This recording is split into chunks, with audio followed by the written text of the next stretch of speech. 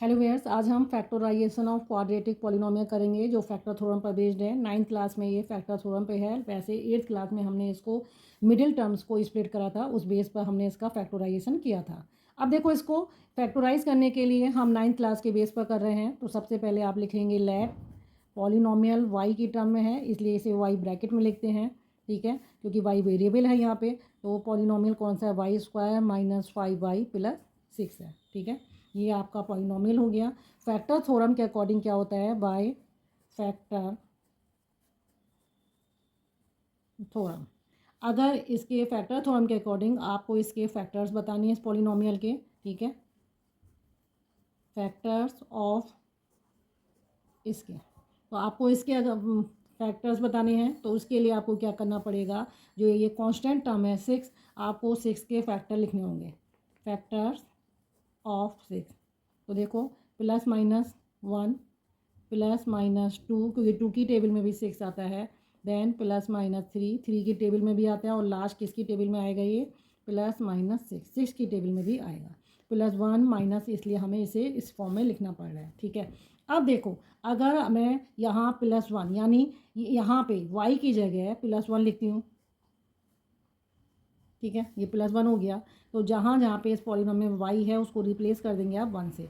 तो 1 square minus 5 into 1 plus 6। ठीक है, तो इसको देखो आपका क्या आएगा? 1 माइनस 5 प्लस 6, तो ये आपका कितना आ रहा है? 7 माइनस 5। ठीक है, ये किसके बराबर हो जा रहा है? ये आपका 2 हो जा रहा है।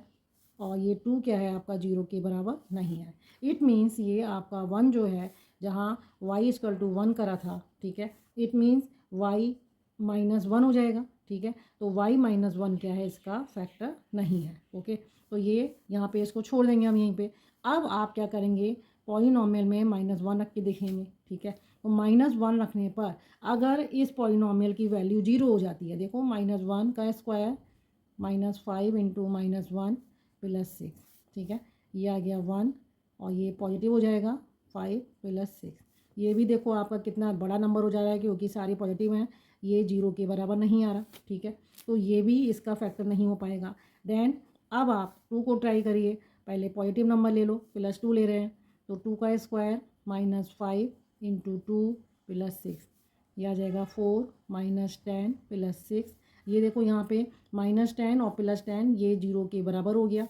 इट मीन्स जब y की वैल्यू आपकी 2 है तो y-2 आपका हो जाएगा। ठीक है, ये इधर आ जाएगा और y-2 = 0। तो ये पॉलिनोमियल की वैल्यू 0 हो गई है। It means y-2 is a factor of given polynomial है। इसका क्या हो जाएगा? ये फैक्टर बन जाएगा। तो एक फैक्टर तो आपने निकाल लिया, क्योंकि ये क्वाड्रेटिक है तो 2 ही फैक्टर यहाँ पे आएंगे। अब आप क्या करेंगे? इसको नेक्स्ट फैक्टर के लिए करेंगे। तो अब हम यहाँ पे -2 लिखेंगे। तो पॉलिनोमियल की जगह ये y की जगह -2 का स्क्वायर -5 इंटू -2 प्लस 6। हमें इसी गिवन पॉलिनोमियल में ही रखना है। ठीक है, y को रिप्लेस करना है।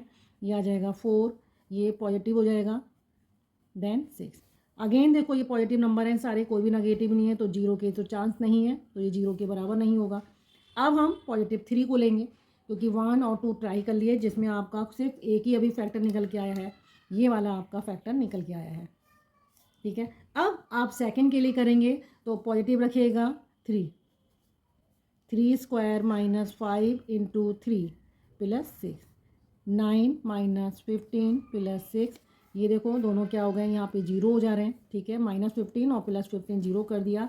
इट मीन्स जब आपका y=3 था, यानी 3 को इधर ट्रांसपोज करेंगे तो y-3 = 0।